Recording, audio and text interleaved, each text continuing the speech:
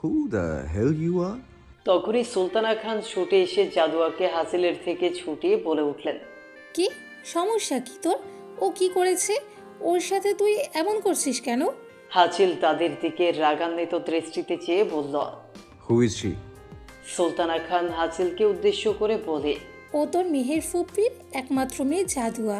জাদুয়ার নামটি শুনতেই কেমন অন্যরকম কম্পন অনুভূতি হলো হাসিলের পক্ষে, যার ফলস্বরূপ হাসিল কোনো কথা না বাড়িয়ে তাদের উদ্দেশ্যে বলল। I don't care about her identity. আমি যতদিন এখানে আছি ততদিন যেন এই মেয়ে আমার চোখের সামনে না আসে। দ্বিতীয়বার ওকে আমার সামনে পেলে আমি কি করবো সেটা আমি নিজেও জানি না। হাসিলের এমন রাগান্বিত রুদ্ররূপ দেখে জাদুয়া ভয়ে কান্না করে নানমুনির বুকে মুখ লুকিয়ে শক্তভাবে জড়িয়ে ধরে। জাদুয়ার এহন হালত দেখে সুলতানা খান জাদুয়াকে আগলে নিয়ে হাসিলের উদ্দেশ্যে প্রশ্ন করলেন। ও কি এমন করেছে সেটাই আগে বল। দাদির কথার প্রতি উত্তরে হাসিল বলল। আমার লাইফে আমি এত ভয়ঙ্কর বিশ্রী হাসি কখনো শুনিনি। ওর হাসির কারণে আমার এখানে দাঁড়িয়ে থাকা ইম্পসিবল হয়ে যাচ্ছে। এবার হাসিল জাদুয়ার দিকে চেয়ে বলল, নেক্সট টাইম যাতে এই মেয়েকে কারো সামনে হাসতে না দেখি। ওর হাসির শব্দ যদি আমি শুনি তাহলে আজ যা হয়েছে তার থেকেও বেশি কিছু হয়ে যাবে। বলেই হাসিল সেই স্থান থেকে চলে গেল। হাসিলের কথা শুনে জাদুয়া থমকে পাথরের ন্যায় স্তব্ধ হয়ে গেল। হাসিলের কথায় বাকি সকলে হতভম্ব হয়ে তাকিয়ে রইল হাসিলের যাওয়ার পানে। হাসিলের কথায় বাকি সকলে হতভম্ব হয়ে তাকিয়ে রইল হাসিলের যাওয়ার পানে চেয়ে। তখনই মারিয়াম বেগম হাসিলের সৎমা বলে উঠলেন। এই ছেলেটা ঠিক ওর মায়ের মতোই হয়েছে, কারো কথার কোনো তোয়াক্কাই করে না, বিয়াদব একটা। মারিয়াম বেগমের কথা সুলতানা খান রেগে ধমক দিয়ে মারিয়াম বেগমের উদ্দেশ্যে বললেন। তুমি চুপ থাকো। তোমাকে হাসিলের ব্যাপারে কোনো কথা বলতে এখানে ডাকা হয়নি। আর হাসিলের মা কোনো কালেই বেয়াদব ছিল না। তোমার ভাগ্য ভালো তোমার এই ধরনের কথা হাসিল শুনে দেয়। যদি শুনতো তাহলে এই মুহূর্তে এখানে কুরুক্ষেত্র বেঁধে যেত। সুলতানা খানের কথায় মারিয়াম বেগম চুপ করে সকলের অগোচরে মুখ ভেঙে সেখান থেকে চলে গেল। সোহানা ও স্নেহা জাদুয়াকে নিয়ে রুমে চলে গেল। রুমে প্রবেশ করে স্নেহা জাদুয়াকে এটা ওটা প্রশ্ন করেই যাচ্ছে, কিন্তু জাদুয়া কোনো কথা না বলে মাথা নিচু করে নিশ্চুপ হয়ে বসে আছে। জাদুয়ার নিশ্চুপতা দেখে সোহানা জাদুয়ার মুখটা ওপরে তুলতেই দেখলো হলুদ ফর্সা মুখটায় পুরো 5 আঙ্গুলের ছাপ স্পষ্ট হয়ে আছে। স্নেহা জাদুয়ার মুখের এই অবস্থা দেখে আতকে উঠে জাদুয়াকে প্রশ্ন করল। ইয়াল্লা, জাদুয়া তুই কি থাপ্পড় খাওয়ার পরে কানে শুনছিস না? এই জাদুয়া কিছু বল। বলে স্নেহা জাদুয়াকে ধাক্কাচ্ছে আর ডাকছে। স্নেহার কাজে সোহানা বিরক্ত হয়ে স্নেহাকে বলল। আচ্ছা, তুই কি কখনো মানুষ হবি না, নাকি মানুষ না হওয়ার প্রতিজ্ঞা করে বসে আছিস? দেখছিস মেয়েটা এখনো শখের মধ্যেই আছে, তারপরেও তুই অহেতুক প্রশ্ন করেই যাচ্ছিস। সোহানার কথায় স্নেহা মুখ মলিন করে জাদুয়াকে ছেড়ে একপাশে দাঁড়িয়ে পড়ল। জাদুয়া তখনও মুখ তুলে সোহানার উদ্দেশ্যে বলল। আপু, আমার হাসির শব্দ কি সত্যিই খুব ভয়ঙ্কর? সোহানা কিছু বলতে যাবে তার আগেই স্নেহা বলল, তোর হাসি ভয়ঙ্কর কিনা জানি না, বাট বলতেই হবে তোর হাসিতে শক্তি আছে। সেই শক্তির জোরে যে সহজে কথা বলতো না সেও ফরফর করে এতগুলো কথা শুনিয়ে গেছে। বলেই হাসতে শুরু করলো স্নেহা। স্নেহার হাস্যরত মুখশ্রীতে সোহানা ও জাদুয়া ভ্রু কুটি করে তাকাতেই স্নেহা হাসি থামিয়ে মুখে আঙুল দিয়ে দাঁড়িয়ে পড়ল। সোহানার কথায় জাদুয়া বলল। আপু, সেটা আর বলতে হবে না, আমি ভুলেও ওনার সামনে যাব না। হাসিল সোজা সেখান থেকে রুমে এসে চোখ বন্ধ করে খাটের ওপর শক্ত হয়ে চুলগুলো মুষ্টিবদ্ধ করে বসে পড়ল এবং মনে মনে আওড়ালো। আমার হঠাৎ কি হয়ে গিয়েছিল? আমার বুকে হঠাৎ এরকম কম্পনের অনুভূতি হলো কেন? কই এর আগে তো কখনো কোনো ভয়ঙ্কর পরিস্থিতিতেও আমার বুক কাঁপেনি, তাহলে আজ কেন? কিছুক্ষণ থেমে হাসিল নিজের মুখে একটি নাম উচ্চারণ করল। সঙ্গে সঙ্গে হাসিলের মুখে আবার কম্পনের টের পেল। হাসিল তখনই খাট থেকে তড়িৎ গতিতে উঠে চিৎকার করে বলে উঠল। শিট, ড্যাম ইট, আমার এই মেয়ের থেকে যে কোনো মূল্যে দূরে থাকতে হবে। বলেই হাসিল ফ্রেশ হতে ওয়াশরুমে চলে গেল। তখনই সুলতানা ভিলায় আগমন ঘটল সাব্বিরের। হাসিলের রুমের উদ্দেশ্যে পা বাড়াতেই আকস্মিকভাবে ধাক্কা লাগলো কারো সাথে। তখনই একটা চিৎকার ভেসে আসলো। ও মা গো বলে চিৎকারের আওয়াজ এতটাই প্রখর ছিল যে সাব্বির তড়িৎ বেগে নিজের কানে দুহাত চেপে ধরল। তা দেখে ধাক্কা খেয়ে মাটিতে পড়ে থাকা স্নেহা তড়িৎ বেগে উঠে দাঁড়িয়ে শাহাদাত আঙ্গুল সাব্বিরের দিকে তাক করে বলে উঠল। এই যে লম্বা জিরাফ, আপনি চোখে দেখেন না? একে তো ধাক্কা দিয়েছেন, তার উপরে আবার সাহায্য না করে কানে হাত দিয়ে দাঁড়িয়ে আছেন। স্নেহার কথায় সাব্বির ভ্রুকুটি করে স্নেহার দিকে তাকিয়ে বলল, আসলে আমি তো লম্বা জিরাফ, তাই আপনার মতো চুনোপুটিকে চোখে পড়েনি। কিন্তু আপনি তো মাশাল্লাহ 4টি চোখ নিয়ে ঘুরে বেড়াচ্ছেন, তারপরও আমার মতো জিরাফ আপনার দৃষ্টি আকর্ষণ করতে পারলো না। সাব্বিরের কথায় স্নেহা না বুঝতে পেরে ভ্রুকুচকে তাকিয়ে রইল সাব্বিরের দিকে। তারপর বলল, আমার 4টা চোখ মানে? স্নেহার প্রশ্নে সাব্বির বলল, জি, দুটো আল্লাহ প্রদত্ত, আর দুটোই আপনার চোখের উপরে বসে আছে। বলেই সাব্বির মুচকি হাসি দিয়ে হাসিলের কক্ষের উদ্দেশ্যে চলে যায়।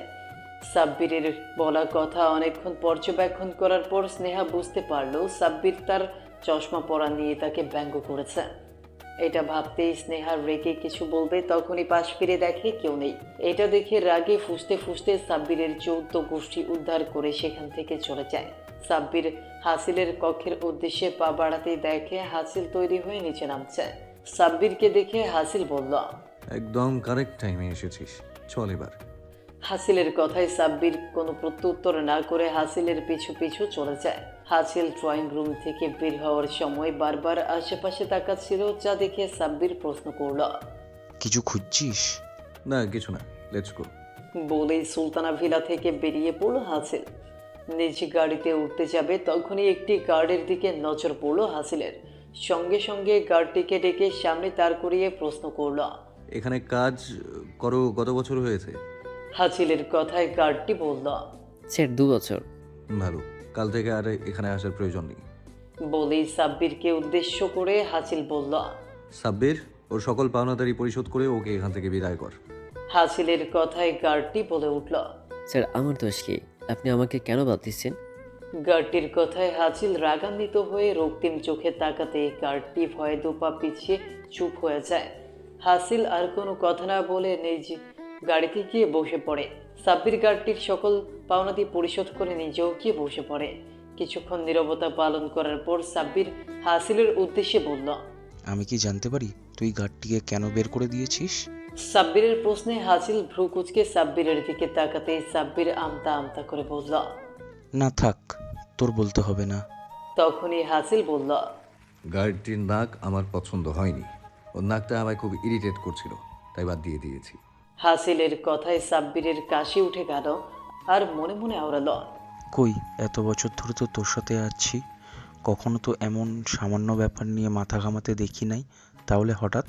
থাক বাবা, এটা নিয়ে ভেবে আমার মাথা খারাপ করার কোনো দরকার নেই। হ্যাঁ ছিল, যা ভালো হোক করেছে তাই করেছে। এই সকল ভাবনার মধ্যে গাড়ি এসে থামলো কাঙ্ক্ষিত গন্তব্যস্থলে। সাব্বির গাড়ি থেকে নেমে হাসিলের বের হওয়ার উদ্দেশ্যে গাড়ির দরজাটি খুলতেই হাসিল ভ্রুকুচকে সাব্বিরের উদ্দেশ্যে বলল, সাব্বির, তোকে না কতবার বলেছি এই কাজটা না করতে, তারপরও কেন করিস? হাসিলের কথায় সাব্বির কিছু বলে ওঠার আগেই হাসিল বলল, থাক, তোকে আর কিছু বলতে হবে না, নেক্সট টাইম এরকম যাতে না হয়। বলেই হাসিল নেমে পড়ল। তখনই অনেকগুলো ছেলে হাসিলকে দেখে সামনে এগিয়ে এসে বলে উঠল, স্যার আপনি এসেছেন, চলুন আপনাকে এই মহিলার বাড়ি পর্যন্ত নিয়ে যাই। হাসিল কোনো কথা না বলে পা বাড়ালো গন্তব্যস্থলের উদ্দেশ্যে। একটা বাড়ির সামনে আসতেই ছেলেগুলোর মধ্যে একজন বলে উঠল, স্যার এটাই ওনার রুম। রুমকির দিকে তাকে হাসিল বলল। ওকে, থ্যাংক ইউ। বলেই সাব্বির আর হাসিল প্রবেশ করলো রুমটির মধ্যে। রুমটির দরজায় হাত দিতেই খুলে গেল দরজাটি। ঘুটঘুটে অন্ধকারে তলিয়ে আছে কক্ষটি। ভালোভাবে কোনো কিছুই ঠাউর করা যাচ্ছিল না, তাই সাব্বির ফোনের ফ্ল্যাশ লাইট অন করতে আটকে উঠল। সাব্বিরের দৃষ্টি অনুসরণ করে হাসিল সেই দিকটায় তাকাতেই ভ্রু কুঁচকে ফেলল। সাব্বির তড়িৎ গতিতে রুমের লাইটটি অন করতেই তাদের চোখের সামনে স্পষ্ট হলো যার সন্ধানে তারা এতদূর এসেছে তার ক্ষত বিক্ষত রক্তে ভেজা লাশটি। তৎক্ষণাৎ সাব্বির বাহির থাকা ছেলেদের ডেকে নিয়ে আসে রুমের মধ্যে। ছেলেগুলো রুমে ঢুকতেই মহিলাটির মৃত লাশ দেখে ভয়ে শিউরে ওঠে। ভাই উনি তো মারা গেছেন, ভাইকে বেড়েছি ওনাকে। ছেলেগুলোর কথায় সাব্বির রেগে বলে উঠল, সেটা তো তোদের জানার কথা। ভাই কে মেরেছে ওনাকে? ভাই বিশ্বাস করেন আমরা এ ব্যাপারে কিছুই জানি না। এদের কথার মাঝে হাসিল কোনো কথা না বলে সেখান থেকে বেরিয়ে পড়ল। হাসিলের চাওয়ার পানে তাকিয়ে সাব্বির ছেলেগুলোর উদ্দেশ্যে বলল, তোরা এই দিকটা হ্যান্ডেল করে নে আর পুলিশকে খবর দে। সাব্বিরের কথায় সকলে মাথা নেড়ে সম্মতি জানাতেই সাব্বির হাসিলের পিছন পেছন চলে গেল। হাসিল সরাসরি নিচ গাড়িতে গিয়ে মাথা ওপর হাত রেখে সিটে মাথা এলিয়ে বসে পড়ল। সাব্বির হাসিলের পাশে বসে হাসিলের উদ্দেশ্যে বলল, ভাই তুই ঠিক আছিস? হাসিল তখন মুখের থেকে হাত সরিয়ে সাব্বিরের উদ্দেশ্যে বলল, এত বছর যাকে খুঁজে বেরিয়েছি শুধুমাত্র নিজের কিছু প্রশ্নের উত্তরের আশায়, আজ সেই আশাটাও নিরাশায় পরিণত হয়েছে। যেভাবেই হোক খুঁজে বের কর কে এই হত্যাটা করেছে আর কেনই বা করলো। সব কিছুর উত্তর আমার চাই সাব্বির, আর পুলিশের পাওয়া সকল ইনফরমেশন যেন আমাকে পাঠানো হয়। আমিও দেখতে চাই কার কলিজাটা এত বড় হয়ে গেছে যে আমার শিকারীকে নিজের শিকার করেছে। সাব্বির হাসিলের সকল কথায় সায় জানিয়ে বলল। ঠিক আছে ভাই। রাতের দিকে হাসিলের গাড়িটি এসে থামে সুলতানা ভিলার সামনে। হাসিল সাব্বিরের উদ্দেশ্যে বলল, কিছু ডকুমেন্টের কাজ বাকি আছে, সেগুলো নিয়ে যা, আর কালকের মধ্যে সব কাজ সম্পন্ন করে অফিসে নিয়ে আসবি।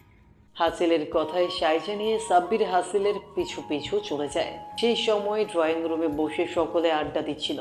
হাসিলের উপস্থিতি টের পেয়ে সকলে হাসি থামিয়ে নিশ্চুপ হয়ে বসে পড়ল। জাদুয়ার দৃষ্টিতে হাসিলের প্রতিবিম্ব ফুটে উঠতেই এক দৌড়ে নিচের রুমে এসে দরজা লাগিয়ে দিল। ড্রয়িং রুমে উপস্থিত সকলে জাদুয়ার দৌড় দেখে হতভম্ব হয়ে যায়। হাসিল জাদুয়ার যাওয়ার পানে ভ্রু কুচকে তাকিয়ে নিচের রুমের উদ্দেশ্যে চলে যায়। স্নেহা একপাশে দাঁড়িয়ে নিচের হাসি কন্ট্রোল করার বৃথা চেষ্টা করছে। জাদুয়ার নিজেও গিয়ে খাটের উপর বসে ধরফর করা বুকে হাত দিয়ে দোয়া ইউনুস পরে বুকে ফুল দিয়ে একটি স্বস্তির নিঃশ্বাস ত্যাগ করে বলেই খাটের উপর শুয়ে পড়ল। সাব্বির কোনো কিছু বুঝতে না পেরে হাসিলের রুমের উদ্দেশ্যে পা বাড়াতেই স্নেহা এসে সাব্বিরের পথ আগলে ধরে বলল, আপনি এখানে কেন এসেছেন? এখনই চলে যান এখান থেকে। আপনি কি ভেবেছেন আমাকে অপমান করবেন, যখন তখন আমাদের বাড়িতে ঢুকে পড়বেন? আমি সেটা কখনোই হতে দিব না। স্নেহার কথায় সাব্বির বলল, ঠিক আছে, যখন ঢুকলে দিবেন না তাহলে আমি হ্যাঁ ছিল বলেই চলে যাচ্ছি।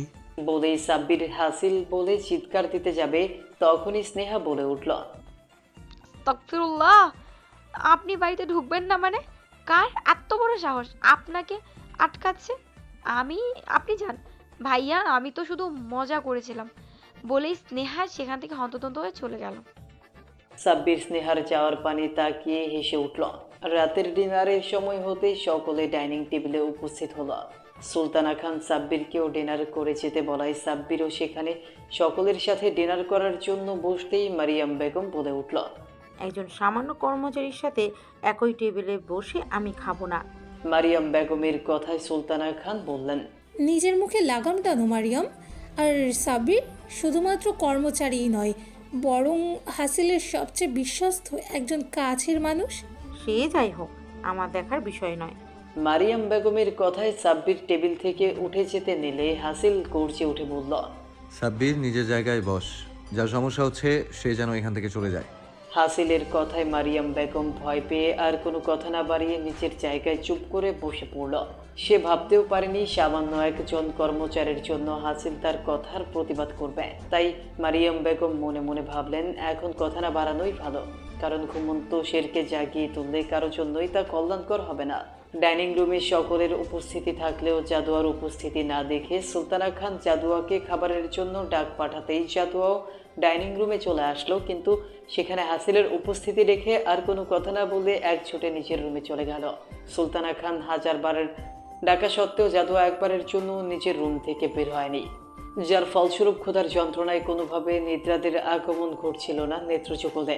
তাই ক্ষুধার যন্ত্রণা সহ্য করতে না পেরে মাঝরাতে চলে যায় কিচেন রুমে খাবারের সন্ধানে।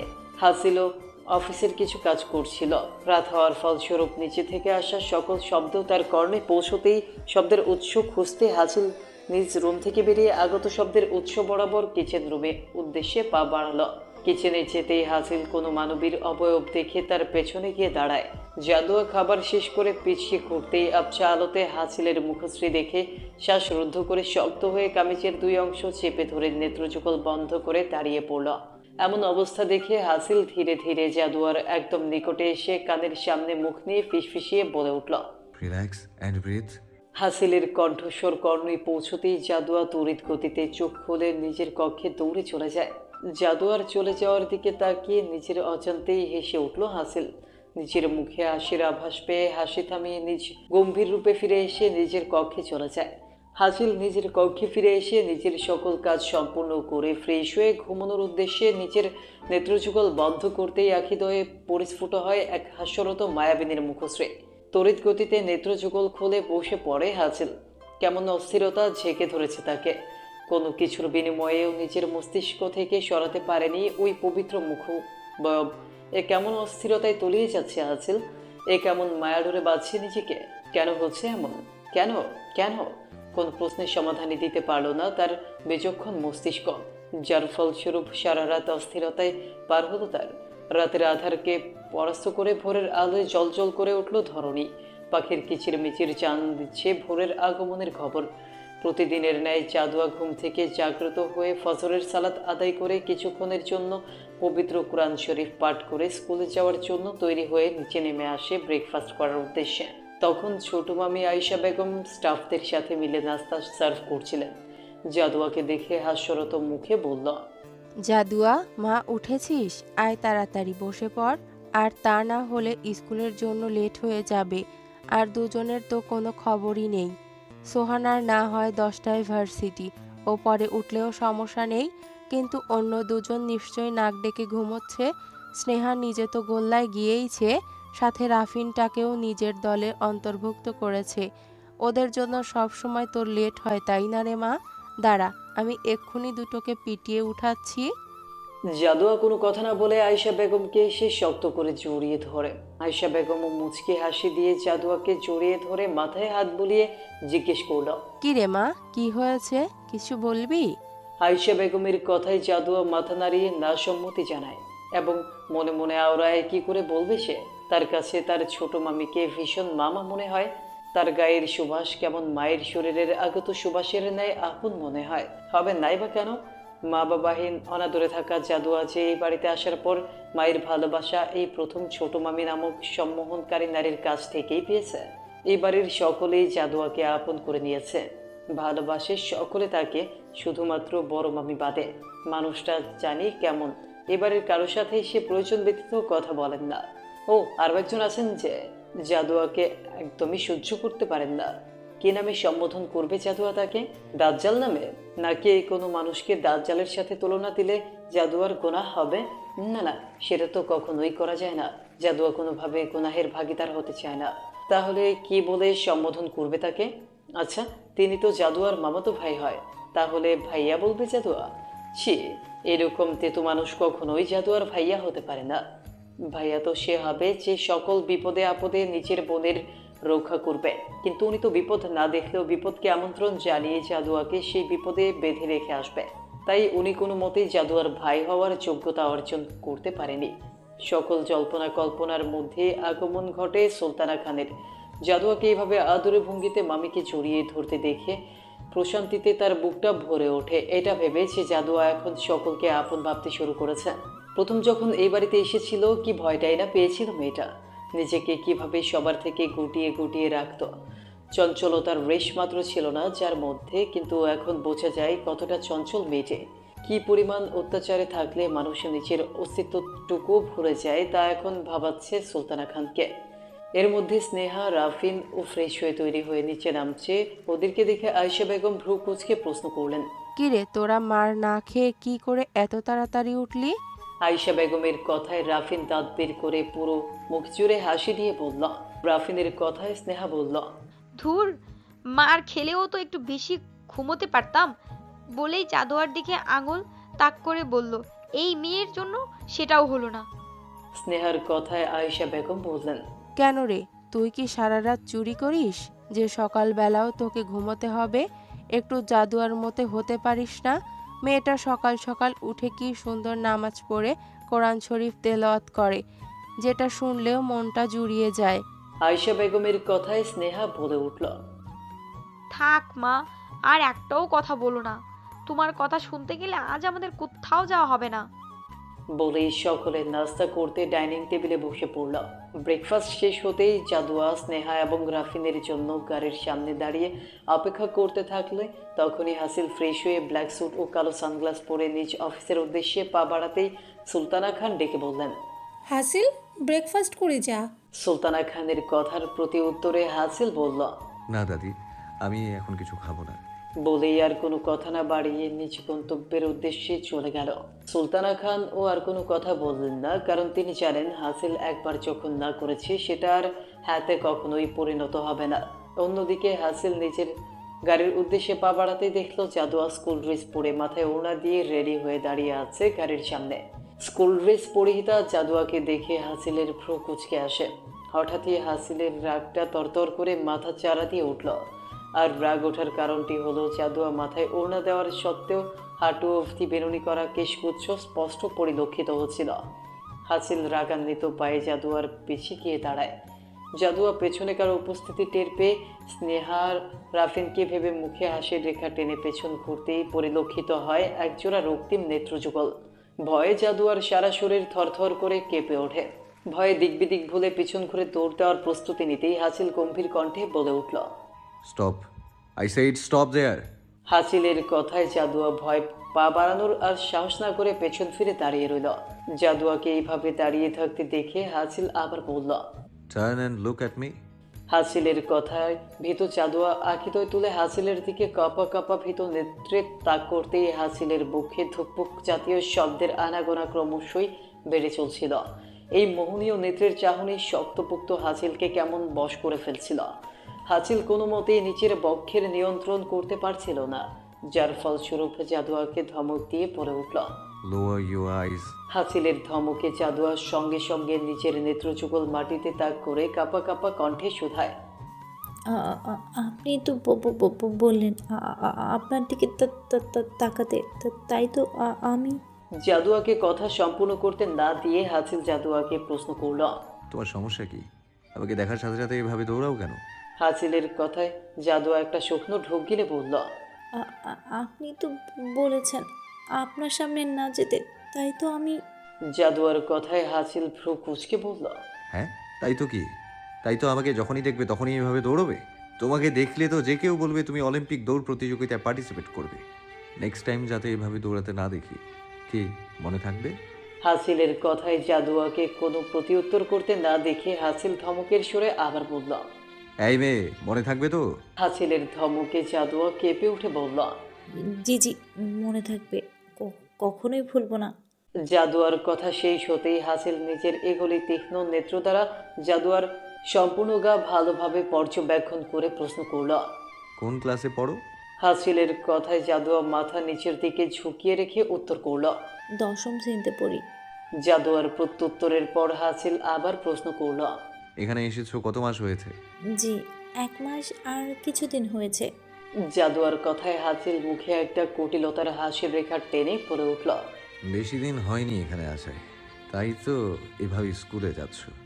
ছি, কেউ তোমাকে এ ব্যাপারে কিছু বলেনি? হাসিলের কথায় জাদুয়া কিছু বুঝতে না পেরে অবুঝের মতো প্রশ্ন করল, কোন ব্যাপারে? চুরির ব্যাপারে প্রতি উত্তর করলো হাসিল। মানে এখানে যাদের চুল বড় বড় থাকে, রাস্তা দিয়ে হাঁটার সময় চোরের চোখে যদি সেই চুল পড়ে যায়, চোখে পড়লে কি হবে? চোর এসে তার চুল কেটে নিয়ে চলে যাবে। হাসিলের কথায় জাদুয়া আতকে উঠে বলে, কি বলছেন আপনি? কই, এই ব্যাপারে আমাকে কেউ কিছু বলেনি কেন? জাদুয়ার প্রশ্নে হাসিল ডোন্ট কেয়ার ভাব নিয়ে বলল, আমি কি জানি, আমার মনে হলো তোমাকে জানানো দরকার, তাই জানিয়েছি। এখন তোমার ইচ্ছা, তুমি যা করবে। বলেই হাসিল নিজ গাড়িতে উঠে সেখান থেকে চলে যায়। হাসিলের কথায় জাদুয়া ভয় পেয়ে তাড়াতাড়ি নিচের বেরুনি করা কেশগুচ্ছ মুষ্টিবদ্ধ করে খোপা করে ভালোভাবে মাথায় কাপড় দিয়ে গাড়িতে উঠে বসে পড়ে। কিছুক্ষণ পর স্নেহা এবং রাফিনের আগমন ঘটলে তারা স্কুলের উদ্দেশ্যে চলে যায়। অন্যদিকে হাসিল গাড়িতে উঠে নিচের চুলগুলো মুষ্টিবদ্ধ করে ভেবে যাচ্ছে এতক্ষণ যাবৎ সে কি করলো, কেন করলো। হাসিল তো এরকম ছিল না, তাহলে আর কোনো কিছু ভাবতে পারছে না সে। সকল ভাবনার পরিসমাপ্তি ঘটিয়ে হাসিল গাড়ি থেকে নেমে অফিসের উদ্দেশ্যে ফুল অ্যাটিটিউড নিয়ে নিজের কেবিনের দিকে পদচারণ করলো। হাসিলকে দেখে অফিসের সকল স্টাফ উঠে সালাম জানাতে লাগলো। অফিসে থাকা প্রত্যেকটি মেয়ে যেন চোখ দিয়ে গিলে খাচ্ছে হাসিলকে।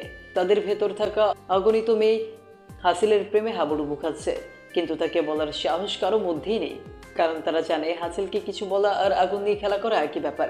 হাসিল নিজের কেবিনে প্রবেশ করে সাব্বিরকে ডেকে পাঠায়। সাব্বির কেবিনে আসতেই হাসিল সাব্বিরের উদ্দেশ্যে বলে, সাব্বির, ডকুমেন্টসগুলো এনেছিস? জি ভাই। ডকুমেন্টসগুলো এখানে রাখ। আর মার্ডারের ব্যাপারে কোনো ইনফরমেশন পেয়েছিস? না ভাই, কিছু পাইনি। মার্ডারটা দেখে মনে হয়েছে কেউ অনেক আগে থেকেই প্রি প্ল্যান করে রেখেছে। আর তা না হলে এত নিখুঁতভাবে কোন প্রকার এভিডেন্স না রেখে কি করে কেউ কাউকে মার্ডার করতে পারে? হাসিলকে কোনো কথা বলতে না দেখে সাব্বির প্রশ্ন করল। কি হয়েছে ভাই, কি ভাবছিস? ভাবছি যে সারা জীবন মানুষের বাড়িতে কাজ করে নিজের জীবন চালিয়েছে, তার সাথে কার কি এমন শত্রুতা থাকতে পারে যে এত প্ল্যান করে তাকে মার্ডার করতে হলো। সাব্বির যেভাবেই হোক এর গভীর পর্যন্ত আমাদের যেতে হবে।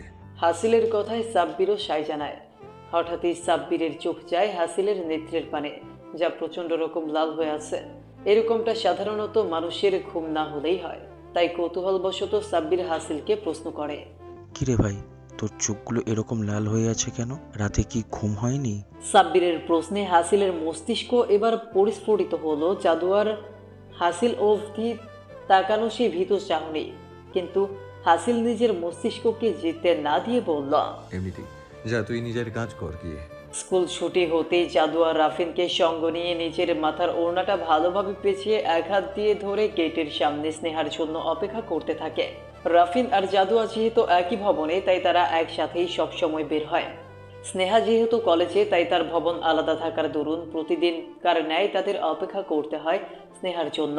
স্নেহা গেট থেকে বের হতেই জাদুয়াকে দেখে ভ্রু কুঁচকে প্রশ্ন করে, কিরে, তোর এই অবস্থা কেন? এভাবে মাথার ওড়না দিয়ে ধরে রেখেছিস কেন?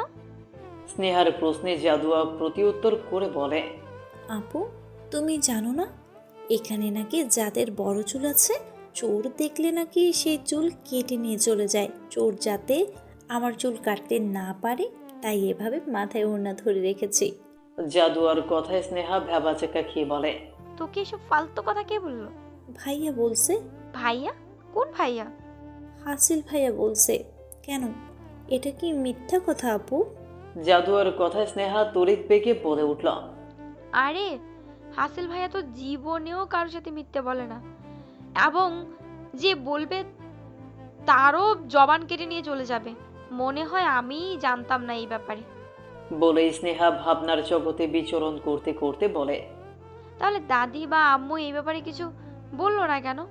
কি জানি, আমার কি, আমার চুল বড় না, আমার ওসব নিয়ে না ভাবলেও ভাবার দরকার নেই। রাতের দিকে ড্রয়িং রুমে বসে জাদুয়া, রাফিন, স্নেহা, সোহানা একে অপরের সাথে মজা মাস্তিতে সময় পার করছিল। বাড়ির বড়রা যে যার কাজে ব্যস্ত সময় কাটাচ্ছে। হঠাৎ রাফিন এসে জাদুয়ার কোলে শুয়ে জাদুয়ার চুল নিয়ে হাতে পেঁচানো শুরু করে। এমন সময় ড্রয়িং রুমে আগমন ঘটে হাসিলের। সোফায় চোখ যেতেই রাগে রুদ্র রূপ ধারণ করে হাসিল। দাঁতে দাঁত চেপে হাত দুটোকে মুষ্টিবদ্ধ করে নেয়।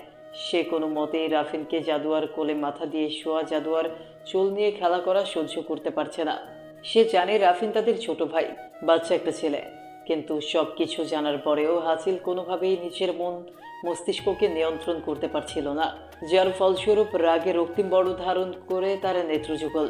জাদুয়ার আঁখি হাসিলের উপর পড়তেই দৌড়ে হাসিলের সামনে এসে হাসিলকে উদ্দেশ্য করে বলে, ভাইয়া ধন্যবাদ, আপনার জন্য আজ আমি। বাকি কথা সম্পূর্ণ হওয়ার আগেই হাসিল ঠাস করে জাদুয়ার গালে সচরে চর বসিয়ে দেয়।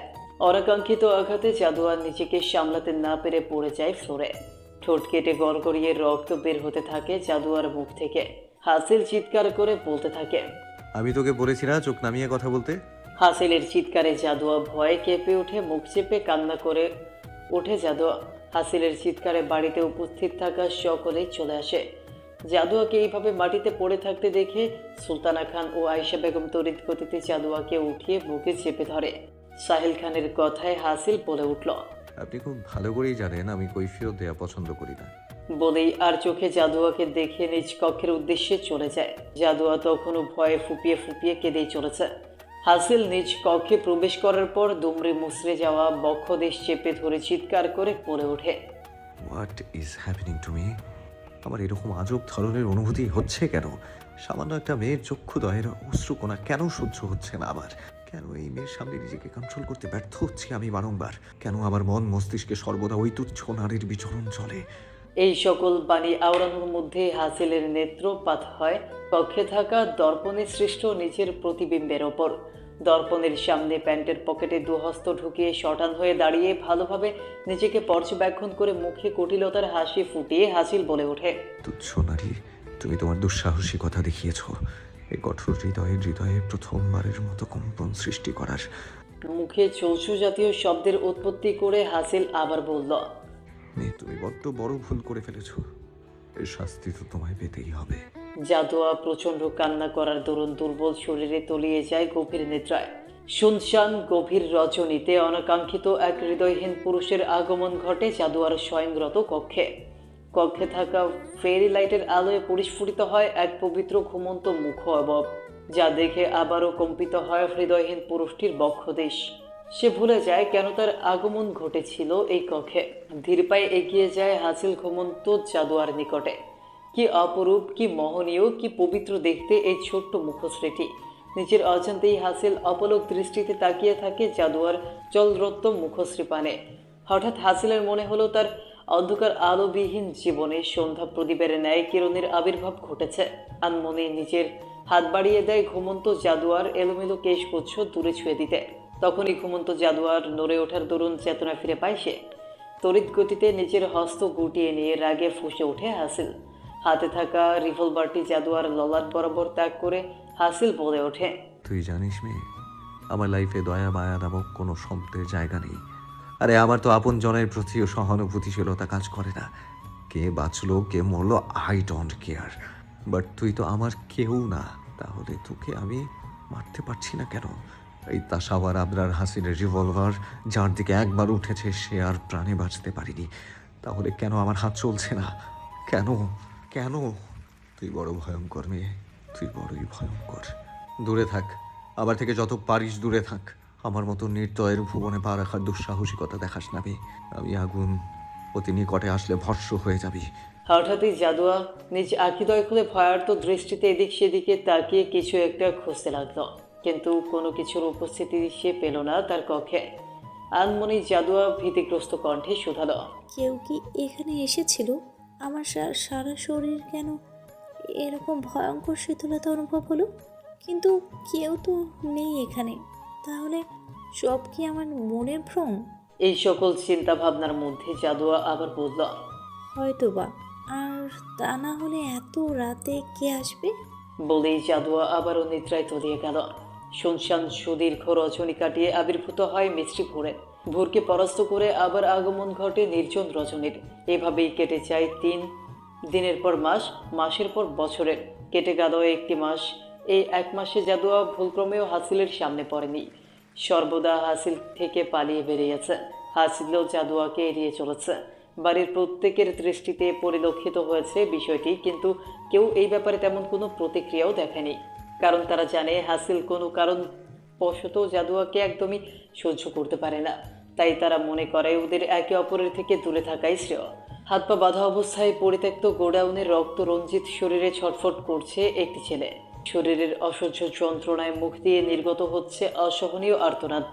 তারই সামনে পায়ের উপর পা তুলে বসে আছে তাসাওয়ার আবরার হাসিল। ছেলেটির অসহনীয় আর্তনাদে ছিটাফোটা দয়ার রেশমাত্র দেখা গেল না তার মুখমণ্ডলে। হাসিল বসা থেকে উঠে ছেলেটির সামনে এগিয়ে গিয়ে হাঁটু ভাঁজ করে বসে এক হাতে ছেলেটির চুলগুলো মুষ্টিবদ্ধ করে ছেলেটির মাথা ওপরে উঠিয়ে প্রশ্ন করে, এখনো সময় আছে, বলে দে কার কথায় তুই এই মার্ডারটি করেছিস। আমি ওয়াদা করছি তার নাম বলে দিলে আমি তোকে কষ্ট ছাড়াই পরবারে পাঠিয়ে দেব। হাসিলের কথায় ছেলেটি ভাঙা ভাঙা কাতর গলায় বলে, আমি সত্যি বলছি, আমি জানি না কে ছিল সে। তার সাথে যতবার আমার কথা হয়েছি ততবার আমার চোখ বাঁধা অবস্থায় ছিল, যার ফলে আমি তাকে দেখতেও পারিনি। প্লিজ স্যার, আপনি আমাকে ছেড়ে দিন। স্যার, আমি যদি জানতাম আপনি ওই মহিলার খোঁজে আছেন তাহলে আমি সত্যি বলছি কখনোই মার্ডারের সুপারিশ নিতাম না। আমাকে মাফ করে দিন স্যার, এই ধরনের ভুল আমার দ্বারা আর কোনোদিনও হবে না।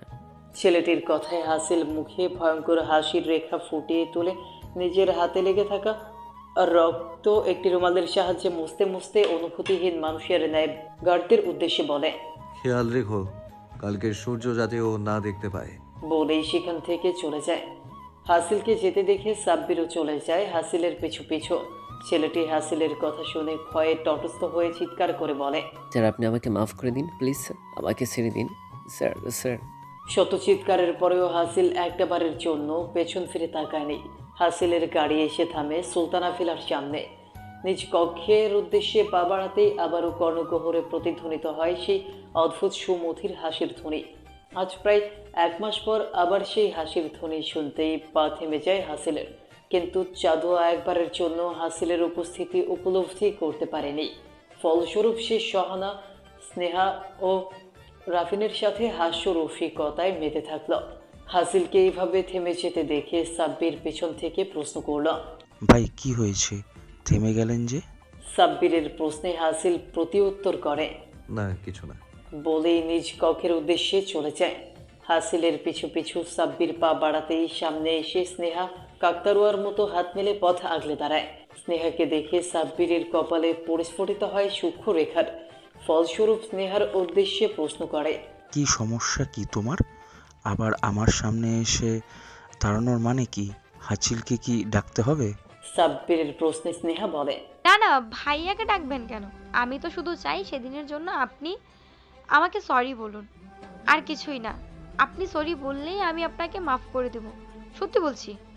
স্নেহার কথায় সাব্বির ভ্রুকুটি করে তাকিয়ে পড়ে।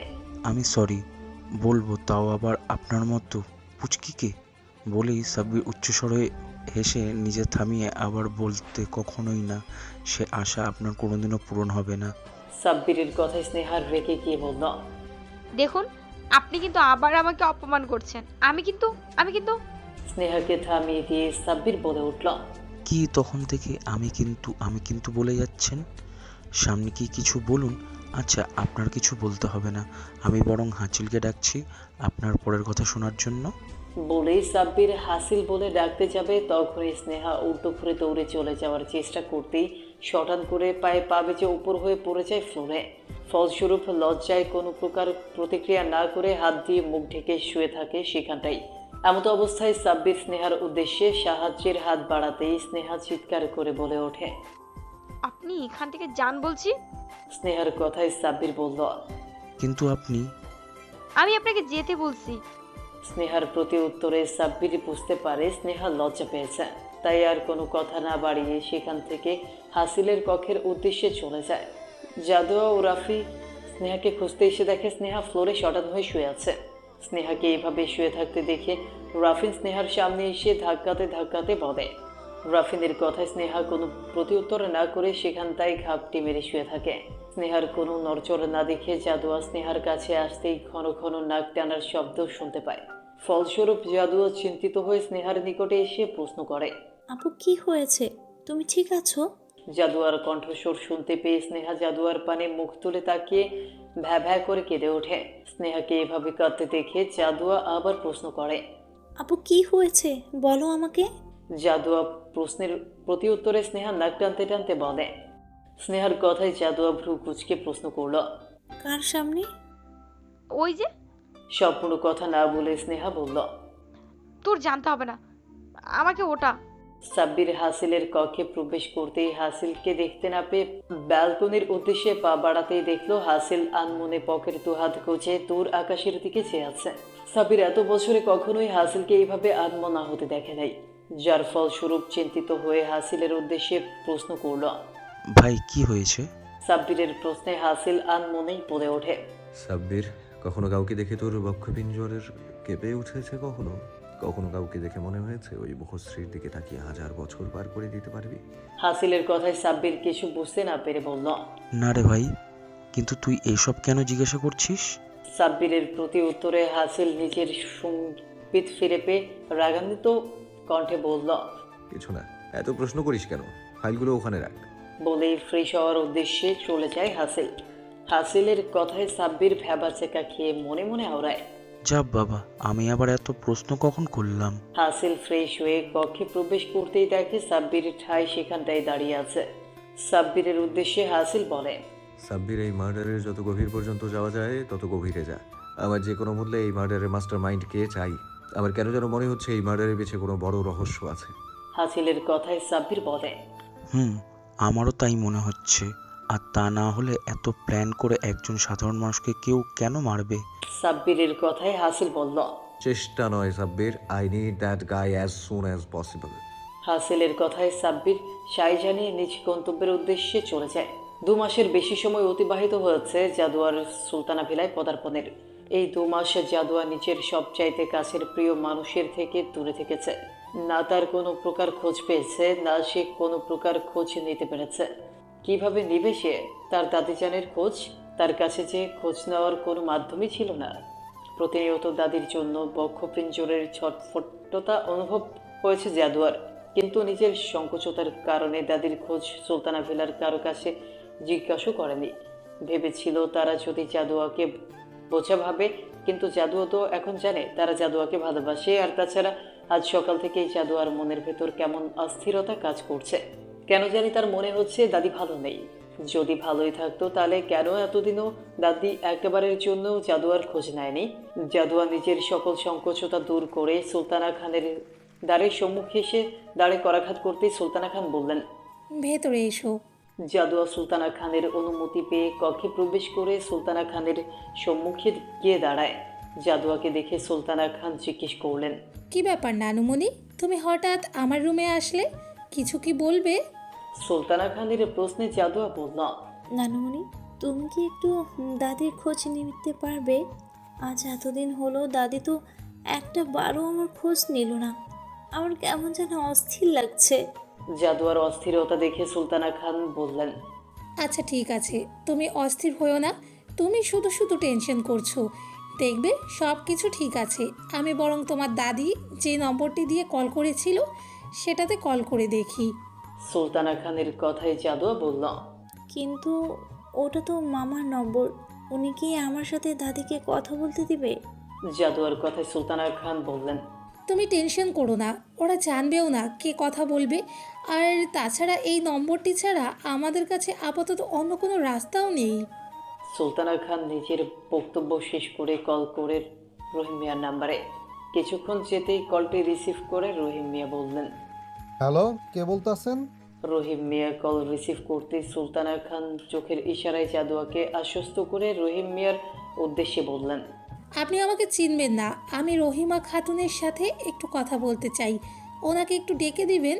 সুলতানা খানের কথায় রহিম মিয়া একটা দীর্ঘশ্বাস ছেড়ে বললেন, উনি তো নাই। নাই মানে? কোথায় গিয়েছেন? মা মারা গেছে আজ 2 মাসের বেশি হয়ে গেছে। রহিম মিয়ার কথায় সুলতানা খান স্তব্ধ হয়ে যান। কি বলবেন তা বুঝে উঠতে পারছেন না। সুলতানা খানের এমন নিশ্চুপতা দেখে জাদুয়ার বুকের ভেতরটা কেমন মোচড় দিয়ে উঠল।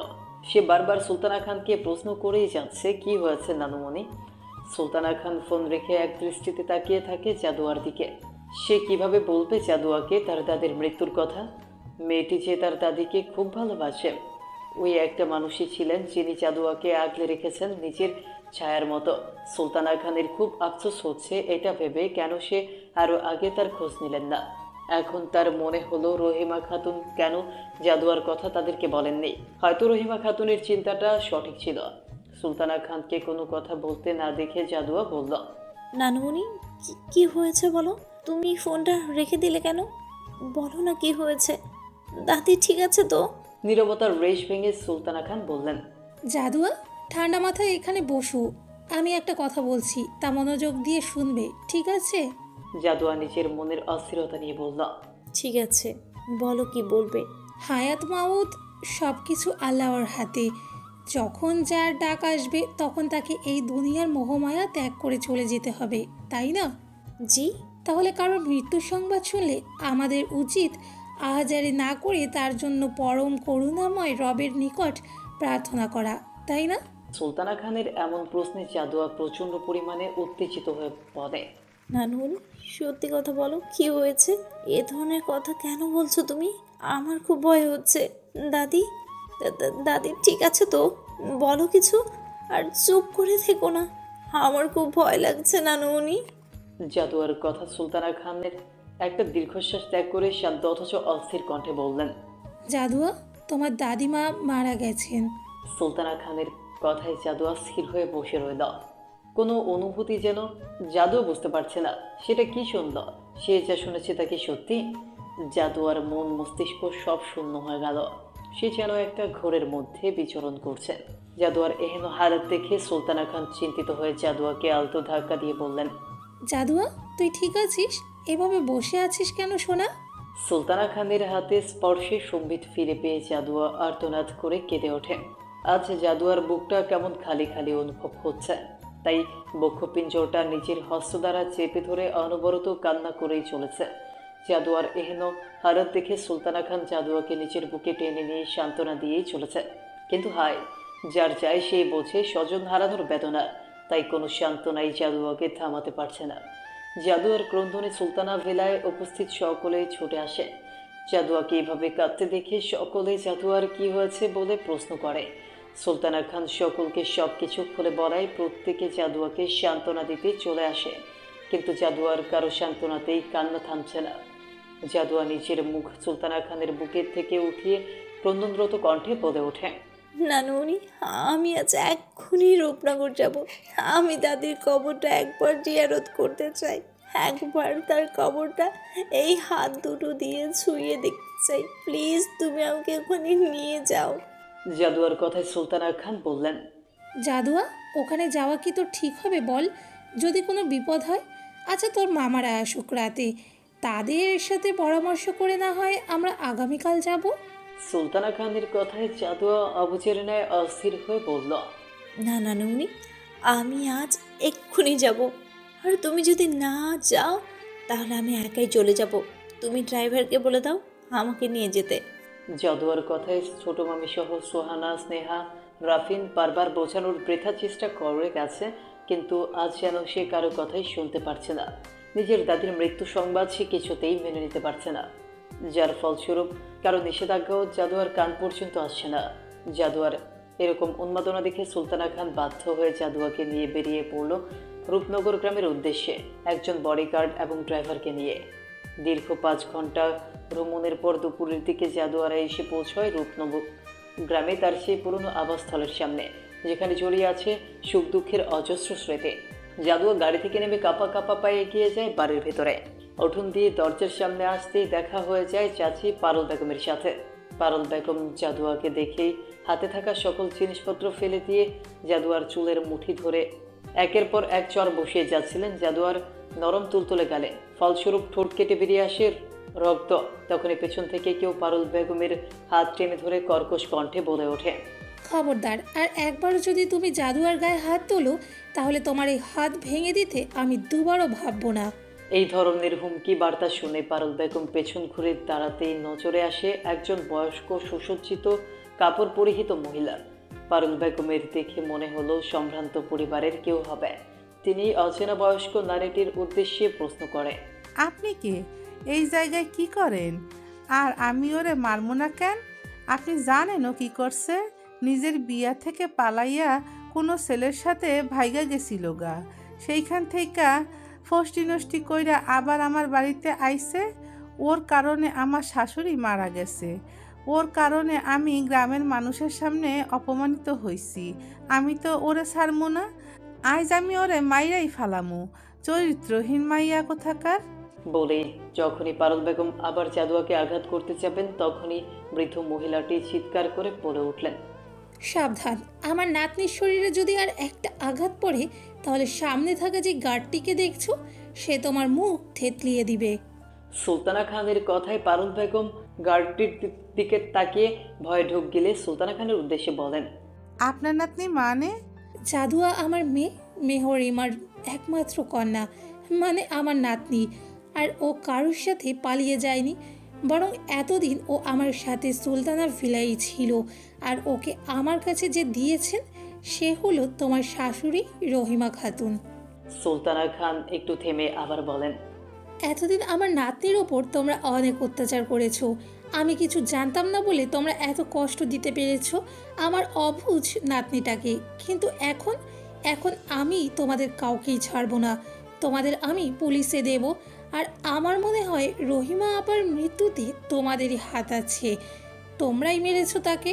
পুলিশের মারের কয়েক ঘা খেলেই সব সত্য কথা বেরিয়ে আসবে। পুলিশের কথা শুনে পারুল বেগম ভয়ে সিটিয়ে গিয়ে হাত জোর করে সুলতানা খানের উদ্দেশ্যে বললেন, আমরা সত্যি কিছু করি নাই, আমরা আমার শাশুড়ির সাথে কিছুই করি নাই। উনি তো জাদুয়া যেদিন চইলা গেছিল সেদিন রাইতেই বুকের ব্যথা উঠা মারা গেছে। আমরা রাতে তারে ডাক্তার দেখানোরও সুযোগ পাই নাই। পারুল বেগমের কথায় জাদুয়ার মনে পড়ে যায় সেই দিনের কথা। সে সেদিন স্পষ্ট দাদির চোখে মুখে ব্যথার ছাপ দেখতে পেয়েছিল, কিন্তু দাদি তাকে বসতে দেয়নি তার যন্ত্রণাটুকু। এই সকল কথা চিন্তা করে জাদুয়া ডুকরে কেঁদে উঠে বলে, দাদি, সেদিন তুমি আমারে কেন মিথ্যা কথা কইলা? কেন আমারে তোমার যন্ত্রণার কথা কইলা না? আমার জন্যই তুমি মারা গেছো। আমি না গেলে তুমি বাচ্চা থাকতা দাদি। আমারে তুমি মাফ করে দাও, মাফ করে দাও দাদি। জাদু অনবরত এই একটা কথাই বলে যাচ্ছে, যা দেখে সুলতানা খান পারুল বেগমের উদ্দেশ্যে বললেন, রহিমা আবার কবর কোথায়? এক্ষুনি আমাদের সেখানে নিয়ে চলো। পারুল বেগমও আর কোনো কথা না বাড়িয়ে যেখানে রহিমা খাতুনকে কবর দেওয়া হয়েছে সেই জায়গাটায় তাদের নিয়ে গিয়ে হাতের ইশারায় রহিমা খাতুনের কবরটা দেখিয়ে দেয়। জাদুয়া দাদির কবরটি দেখতে পেয়ে এক দৌড়ে কবরের সম্মুখে গিয়ে কবরটা জড়িয়ে ধরে দাদি বলে চিৎকার করে কান্নায় নিজের কষ্টটা কমানোর বৃথা চেষ্টা করেই যাচ্ছে। সুলতানা খান কোনো মতেই জাদুয়াকে সামলাতে পারছেন না। অন্যদিকে পারুল বেগম রহিম মিয়াকে গিয়ে জাদুয়ার আগমনের খবর দিয়েই বলে, তুমি যেমনেই হোক নওয়াজরে খবর দাও, জাদুয়া গ্রামে আইছে। এইবার যদি নওয়াজ জাদুয়ারে বিয়া করতে পারে তাহলে আমরা ওই 5 লাখ টাকা পাইয়া যামু। পারুল বেগমের কথায় রহিম মিয়া বললেন, কামটা কি ঠিক হইব? আম্মা তো জাদুয়ারের ওর লগে বিয়া দিব না দেখাই এই জায়গা থেকে পাঠাইয়া দিছিল। আর তোমার কথা শুই না যা মনে হইল জাদুয়ার নানি অনেক প্রভাবশালী, পরে যদি হিতে বিপরীত হয়। রহিম মিয়ার কথায় পারুল বেগম বললেন, রাহো তোমার মায়ের কথা, উনি তো মইরাই গেছে। এখন কবর খুললে হাড্ডিও পাইব না। আর ওনারা যদি প্রভাবশালী হয় তাহলে চেয়ারম্যান সাহেবরাও তো প্রভাবশালী, টক্কর তো তাগলগে বাঁচবো। মাঝখান দিয়া বিয়াটা হইয়া গেলেই আমরা টাকা পাইয়া যামু। পারুল বেগমের কথায় রহিম মিয়া সাইজা নিয়ে চলে যায় নওয়াজকে জাদুয়ার আগমনের খবরটা জানাতে। দুনিয়াটা কি আজব, তাই না? আমরা প্রত্যেকে জানি একদিন আমাদের মৃত্যু অনিবার্য। সকল পাপ পুণ্যের হিসাব দিবেন সর্বশক্তিমান বিচারক, এক বিন্দু পাপেরও ছাড় দেওয়া হবে না। কিন্তু তারপরেও আমরা একের পর এক পাপ করেই যাই, আর আমাদের করা পাপের জন্য বেশিরভাগই দায়ী থাকে আমাদের লোভ। অথচ লোভ মানুষকে ধ্বংস করে দেয়। সুলতানা ভিলা আজ কেমন শুনশান নীরবতায় সে আছে। হাসিল প্রতিদিনের তুলনায় আজ একটু বেশি তাড়াতাড়ি ফিরে আসে বাড়িতে। ভিলায় পা রাখতেই আজকের পরিবেশটাতে কেমন গুমট ভাবের উপস্থিতি টের পাচ্ছে হাসিল। তেমন কোনো চিন্তা ভাবনা না করে নিজ কক্ষের উদ্দেশ্যে চলে যায় সে। ফ্রেশ হয়ে ল্যাপটপ হাতে কক্ষ থেকে বেরিয়ে আশেপাশে ভালো করে কিছু পর্যবেক্ষণ করে ড্রয়িং রুমের সোফায় বসে নিজ কিছু গুরুত্বপূর্ণ কর্ম সম্পাদনে ব্যস্ত হয়ে পড়ে। আয়েশা বেগম হাসিলকে দেখে দ্রুত কিছু স্ন্যাক্স নিয়ে রাখে হাসিলের পাশে। আয়েশা বেগমকে দেখে হাসিল আয়েশা বেগমকে ডেকে বলে ওঠে, আজ যে কাউকে দেখতে পাচ্ছি না। না মানে রাফিন ওরা কোথায়? আয়েশা বেগম আজ হঠাৎ হাসিলকে নিজ ইচ্ছায় তার সাথে কথা বলতে দেখে নিজের মনে কিছুটা স্বস্তি বোধ করে হাসিলের উদ্দেশ্যে বলে, আজ সবাই যে যার রুমেই আছে, জাদুয়া নেই যে তাই। জাদুয়া নেই কথাটি কর্ণপাত হতেই হাসিল বলে উঠল। নেই মানে? আয়েশা বেগম একটা দীর্ঘশ্বাস ছেড়ে বলে, জাদুয়ার দাদি মারা গেছেন, তাই জাদুয়া ওর দাদির কবরটা একবারের জন্য জিয়ারত করতে গেছে। আয়েশা বেগমের কথায় হাসিল অনুভূতিহীনভাবে বলল, ও বলেই আবারও নিজের কাছে ব্যস্ত হয়ে পড়ে। তখনই আয়েশা বেগম চিন্তিত স্বরে বলে ওঠে, কিন্তু জাদুয়ার জন্য আমার খুব চিন্তা হচ্ছে। আয়েশা বেগমের এহেন বাক্যে হাসিল ভ্রু কুঁচকে তাকায় আয়েশা বেগমের দিকে। হাসিলের এরূপ তাকানো দেখে আয়েশা বেগম ভাবলেন হাসিল হয়তো বা বিরক্ত হচ্ছে, তাই আর কোনো কথা না বলে ওখান থেকে যাবার জন্য পা বাড়াতেই হাসিল নিজের গাম্ভীর্যতা বজায় রেখে আয়েশা বেগমকে প্রশ্ন করল। কেন? হাসিলের প্রশ্নে আয়েশা বেগম একটি দীর্ঘশ্বাস ত্যাগ করে জাদুয়ার জীবনে ঘটে যাওয়া সকল ঘটনা খুলে বললেন। আয়েশা বেগমের কথায় হঠাৎই হাসিলের সারা শরীর কেঁপে উঠল প্রচণ্ড ক্রোধে। হাত দুটো শক্তভাবে মুষ্টিবদ্ধ করে নিজের হিংস্রত্ব ক্রোধকে নিয়ন্ত্রণ করার বৃথা চেষ্টা করে যাচ্ছে হাসিল। আয়েশা বেগম হাসিলের নেত্রে নজর রাখতেই আটকে উঠলেন। হাসিলের নেত্রযুগল এতটাই রক্তিম হয়ে আছে যা দেখে মনে হচ্ছে এক পলকেই গড়িয়ে পড়বে অজস্র রক্ত। হাসিলের এহেন হালত দেখে আয়েশা বেগম হাসিলের উদ্দেশ্যে কিছু বলতে যাবেন, তখনই হাসিল কোনো বক্তব্য ব্যয় না করে নিজে কক্ষের উদ্দেশ্যে চলে যায়। হাসিলের এভাবে চলে যাওয়া দেখে আয়েশা বেগম কিছুক্ষণ তাকিয়ে থেকে নিজের অবাকতার রেশ কাটিয়ে নিজ কর্মে ব্যস্ত হয়ে পড়েন। হাসিল নিজের কক্ষে রাগান্বিত পায়ে প্রবেশ করে ক্রুদ্ধ হস্তে ফোন নিয়ে কল করে সাব্বিরের উদ্দেশ্যে। সাব্বির কল রিসিভ করতে হাসিল বলে ওঠে। সাব্বির, 5 মিনিটের মধ্যে আমি তোকে আমার সামনে দেখতে চাই। হাসিলের কথায় সাব্বির বিচলিত হয়ে প্রশ্ন করল। কি হয়েছে রে ভাই, তোকে এত উত্তেজিত লাগছে কেন? সাব্বিরের প্রশ্নে হাসিল বলল। কিছু হয়নি, আমরা রূপনগর যাচ্ছি। রূপনগর? কেন ভাই? সাব্বিরের প্রশ্নে হাসিল ভ্রু কুটি করে বলল। সাব্বির, তুই কবে থেকে আমাকে প্রশ্ন করা শুরু করেছিস? সাব্বির আমতা আমতা করে বলল। সরি ভাই, আমি এক্ষুনি আসছি। 5 মিনিটের মধ্যেই সাব্বির হাসিলের সামনে এসে উপস্থিত হয়। এতক্ষণে হাসিল black pant, white shirt, black sunglass পরে অপেক্ষা করছিল সাব্বিরের জন্য। সাব্বির আসতেই হাসিল কোনো কথা না বাড়িয়ে দ্রুত যাওয়ার জন্য নিজের জন্য বরাদ্দকৃত হেলিকপ্টারে উঠে রওনা হয় নিজ গন্তব্য রূপনগরের উদ্দেশ্যে। অন্যদিকে জাদুয়া অনবরত কেঁদেই চলেছে নিজের দাদির কবরের সামনে বসে। তখনই হঠাৎ আগমন ঘটে অনাকাঙ্ক্ষিত ও অপ্রিয় একটি ব্যক্তির। জাদুয়াকে এহেন হালত দেখে মুখে এক ভয়ঙ্কর কুটিলতার হাসি ফুটিয়ে জাদুয়ার উদ্দেশ্যে বলে উঠল। বুলবুলি।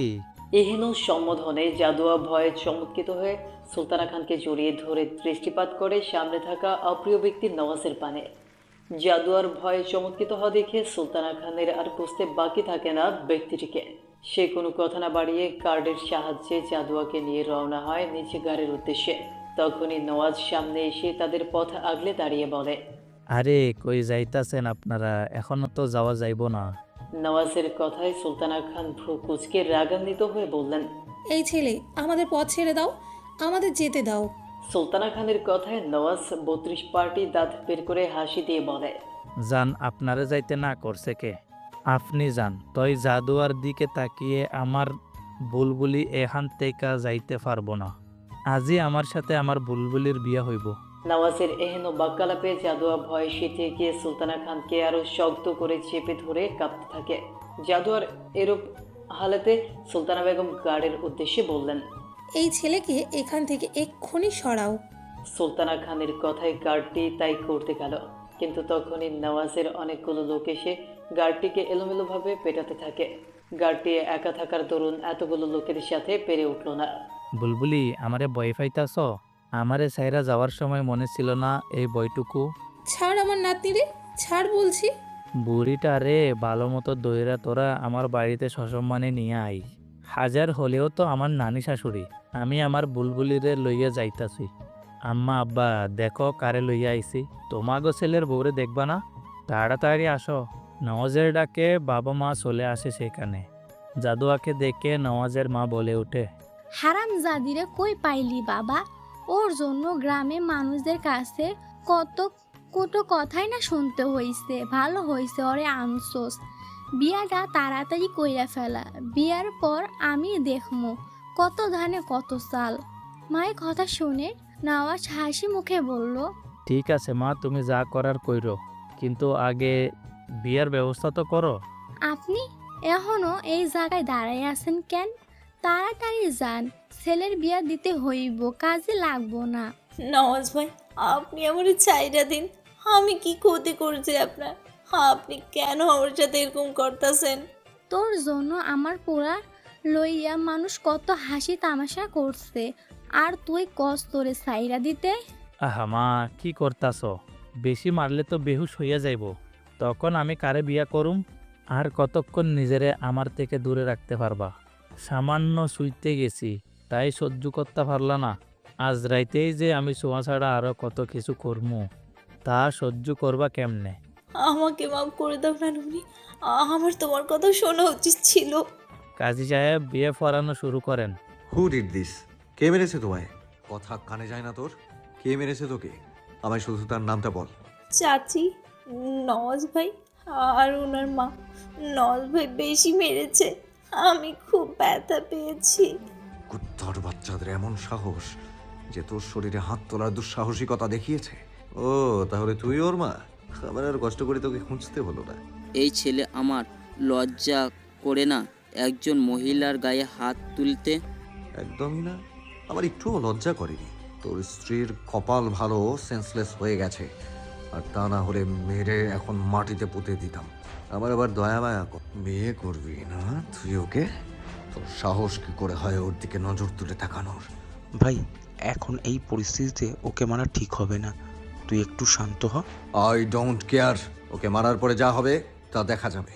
প্লিজ আপনি ওনাকে কিছু করবেন না। আপনি ওনাকে ছেড়ে দিন। আমি বাড়ি যাব, আমায় বাড়ি নিয়ে চলুন। আমি এখানে এক মুহূর্ত থাকতে চাই না। ভাই চল এখন এখানে থেকে। চল।